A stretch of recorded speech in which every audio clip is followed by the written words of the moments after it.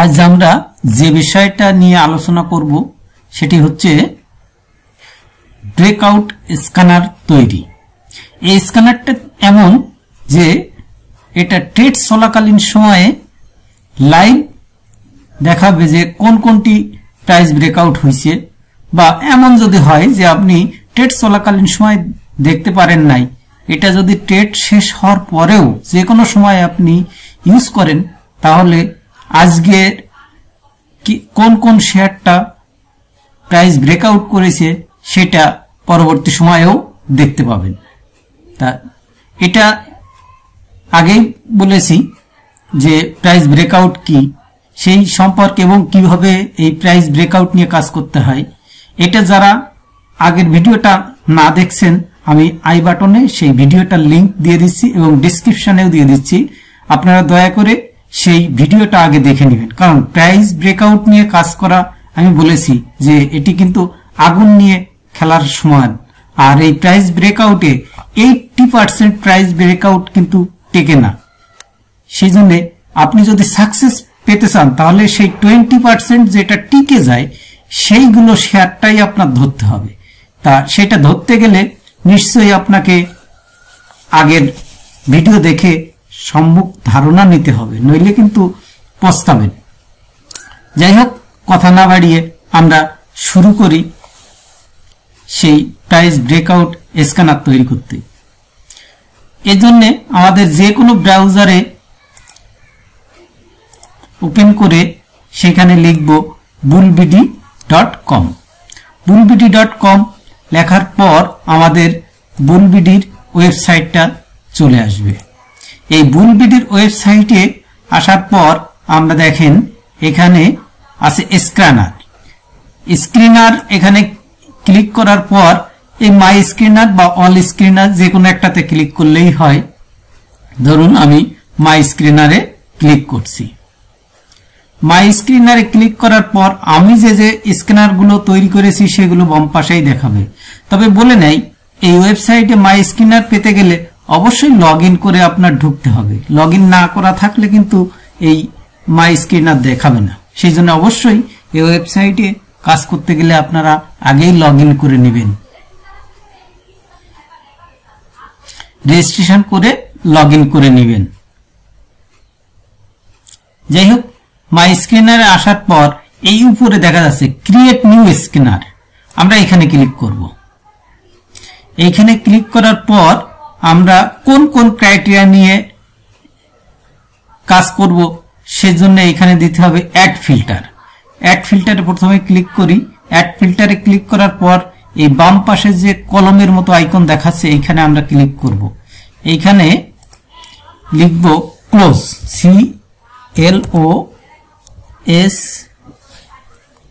সেই পর্যন্ত গেলে এই ক্লোজ চলে আসছে। এই ক্লোজ চলে আসছে, 0 days আগে ক্লোজ। এবার এই অপারেশনের উপর ক্লিক করব। অপারেশনের উপর ক্লিক করে গ্রেটার দ্যান লিখব আমরা। এরপর এই দ্বিতীয় যে পেন আইকন আছে, এই দ্বিতীয় পেন আইকনে ক্লিক করব। এখানে আমরা লিখব ম্যাক্স,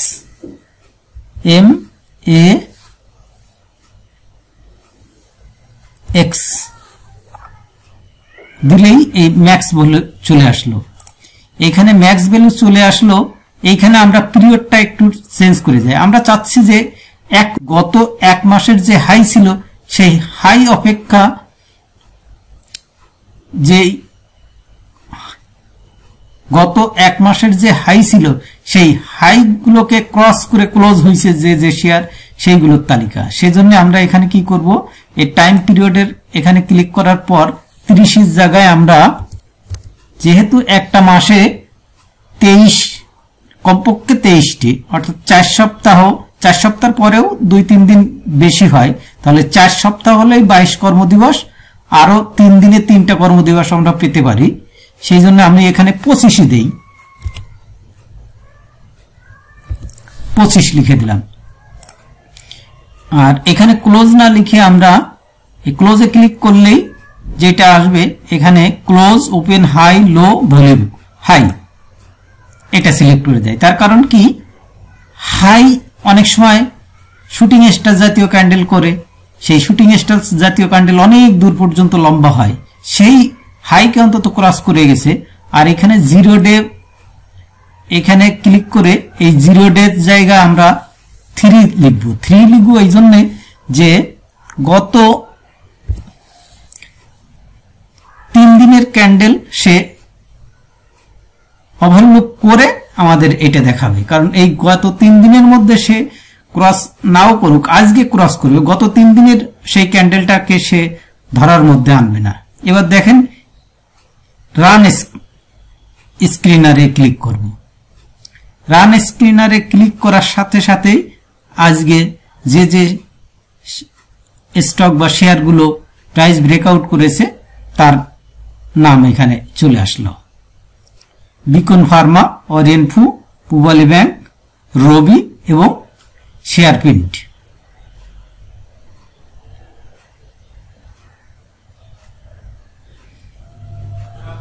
এখন এই শেয়ারগুলোর মধ্য থেকে আমি আগের আলোচনাতেই বলেছিলাম এখানে আরেকটু কাজ করতে হবে, যে অন্তত হাই ভলিউমে ব্রেকআউট হয়েছে সেটা হতে পারলে আরো বেশি ভালো হবে। সেজন্য আমরা অ্যাড ফিল্টার দিব। অ্যাড ফিল্টার দিয়ে এখানে যেটা করব, এবার ভলিউমটা VO লিখলেই এই ভলিউম চলে আসছে। ভলিউমটা এটা গ্রেটার দেন, অপারেশনে গ্রেটার দেন দিব এবং আবারও এই পেন আইকনে যে এখানে আমরা দিব MA।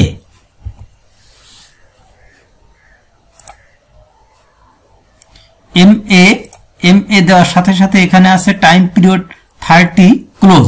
আমরা এই টাইম পিরিয়ড 30 এখানে ক্লিক করব। টাইম পিরিয়ড 30 কে ক্লোজ করে দিয়ে আমরা এটা লিখব 7। 7 দিনের গড় ভলিউম অপেক্ষা বেশি, সেই জন্য আমরা এখানে 7 দিচ্ছি।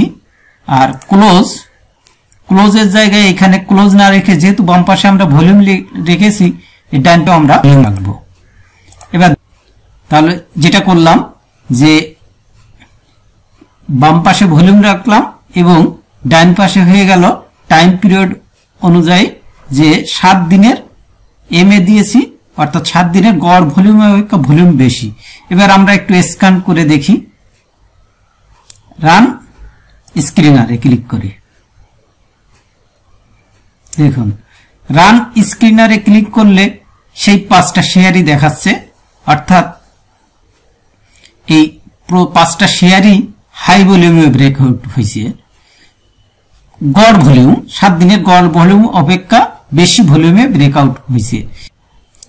তাহলে আমরা এখানে মাত্র 2টা কন্ডিশন দিয়েই যে যে শেয়ার আজকে হাই ভলিউমে প্রাইস ব্রেকআউট করেছে তার একটা তালিকা পেয়ে গেলাম। এবার আমরা এই তালিকা থেকে গত দিনের যে আলোচনা ছিল সে আলোচনা অনুযায়ী আমরা দেখব কোনটা কোথায় এন্ট্রি নিতে হবে এবং এন্ট্রি নেওয়ার পর তার টার্গেট কত হবে, অর্থাৎ কোথায় যে সেল দিব, এবং যদি সেই ব্রেকআউট না টেকে কোথায় আমরা স্টপ লস প্রয়োগ করব।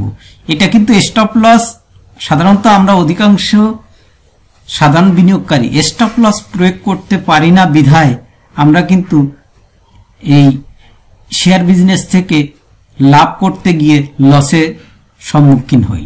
সেজন্য স্টপ লসটাকে অবশ্যই খুব গুরুত্বের সঙ্গে নিতে হবে এবং স্টপ লসকে অন্তত শর্ট টার্ম ট্রেডিং এর ক্ষেত্রে স্টপ লস কখনোই মিস করা যাবে না, তাহলেই দেখবেন ধীরে ধীরে লাভের মুখ দেখছেন।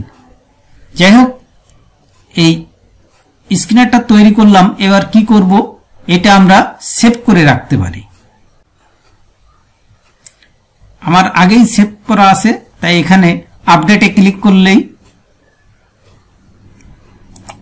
সেভ করা, আর আপনাদের এখানে শুধু সেভ অপশনটাই আসবে। আপনারা সেভে ক্লিক করবেন, তাহলে সেভ হয়ে যাবে। তখন একটা নাম চাইবে, নাম এবং এই যে কি নামে দিবেন, আমি ধরেন প্রাইস ব্রেকআউটই দিলাম। Description price breakout with high volume. আবার এখানে পাবলিক অর্থাৎ সবাইকে এটা দেখাতে চান কিনা সেটাও এখানে অন এবং অফ করে রাখার সুবিধা আছে, এবং অ্যাক্টিভ, এটা অ্যাক্টিভ থাকবে কিনা। যাই হোক, এই স্ক্যানারটা আমি তৈরি করে দিলাম, আজকে পাবলিকই করলাম। এতদিন আমি হাইড করেই রাখছিলাম, এই আপডেটে ক্লিক করলাম। তাহলে আপনারা এই স্ক্যানারটা যদি নিজেরা তৈরি নাও করতে পারেন, তাহলে আমার তৈরি করা এই যে প্রাইস ব্রেকআউট, এই প্রাইস ব্রেকআউট যেটা আমি 10 ডিসেম্বর তারিখে তৈরি করেছিলাম সেটা আমি দিয়ে দিলাম, আর আমি এই লিঙ্কটা ডেসক্রিপশনে দিয়ে দিলাম। আপনারা যদি স্ক্যানারটা তৈরি না করতে পারেন, ওই লিঙ্কের উপর ক্লিক করলে কিন্তু আপনারা স্ক্যানারটা পেয়ে যাবেন। আশা করি এই ভিডিও আপনাদের ভালো লেগেছে। যদি ভালো লাগে তাহলে অবশ্যই ভিডিওটি লাইক করবেন এবং শেয়ার করবেন, কারণ আপনার এই একটা লাইক এবং শেয়ার আমার পরবর্তী ভিডিও তৈরি করতে অনেক উৎসাহ যোগাবে। 60% লোক এখনো সাবস্ক্রাইব করেন নাই, প্লিজ সাবস্ক্রাইব দ্য চ্যানেল। ওকে, পরবর্তী ভিডিও দেখার আমন্ত্রণ জানিয়ে আজকের মতো শেষ করছি। ধন্যবাদ সবাইকে।